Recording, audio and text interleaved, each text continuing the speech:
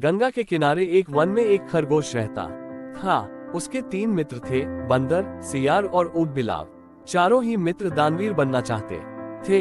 एक दिन बातचीत के क्रम में उन्होंने उपोषित के दिन परम दान का निर्णय लिया, क्योंकि उस दिन के दान का संपूर्ण फल प्राप्त होता है। ऐसी बौद्धों की अवधारणा रही है। उपोषित बौद्धों के धार्मिक महोत्सव का दिन होता है। जब उपोषित का दिन आया तो सुबह सवेरे सारे ही मित्र भोजन की तलाश में अपने अपने घरों से बाहर निकले। घूमते हुए ऊंट बिलाव की नजर जब गंगा तट पर रखी 7 लोहित मछलियों पर पड़ी तो वह उन्हें अपने घर ले आया। उसी समय सियार भी कहीं से दही की एक हांडी और मांस का एक टुकड़ा चुरा अपने घर को लौट आया। उछलता कूदता बंदर भी किसी बाग से पके आम का गुच्छा तोड़ अपने घर ले आया। तीनों मित्रों ने उन्हीं वस्तुओं को दान में देने का संकल्प लिया, किंतु उनका चौथा मित्र खरगोश तो कोई साधारण प्राणी नहीं था।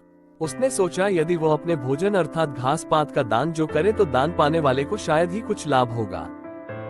उसने उपोषित के अवसर पर याचक को परम संतुष्ट करने के उद्देश्य से स्वयं को ही दान में देने का निर्णय लिया। उसके स्वयं के त्याग का निर्णय संपूर्ण ब्रह्मांड को दलायमान करने लगा और सका के आसन को भी तप्त करने लगा। वैदिक परंपरा में सका को शक्र या इंद्र कहते हैं। सका ने जब इस अति अलौकिक घटना का कारण जाना तो सन्यासी के रूप में वह उन चारों मित्रों की दान परायणता की परीक्षा लेने स्वयं ही उनके घरों पर पहुंचे।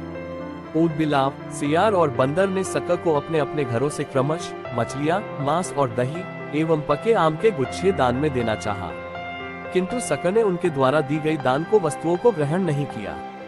फिर वो खरगोश के पास पहुंचे और दान की याचना की। खरगोश ने दान के उपयुक्त अवसर को जान याचक को अपने संपूर्ण शरीर के मांस को अंगीठी में सेक कर देने का प्रस्ताव रखा। जब अंगीठी जलाई गई तो उसने 3 बार अपने रोमों को झटका ताकि उसके रोमों में बसे छोटे जीव आग में न जल जाए। फिर वो बड़ी शालीनता के साथ जलती आग में कूद पड़ा। सका उसकी दानवीरता पर स्तब्ध हो उठे।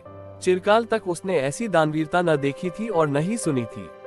हाँ, आश्चर्य! आग ने खरगोश को नहीं जलाया क्योंकि वो आग जादुई थी।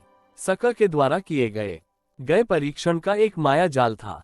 सम्मोहित सका ने तब खरगोश का प्रशस्ति गान किया और चांद के ही एक पर्वत को अपने हाथों से मसल चांद पर खरगोश का निशान बना दिया और कहा, जब तक इस चांद पर खरगोश का निशान रहेगा तब तक हे खरगोश, जगत तुम्हारी दान वीरता को याद रखेगा।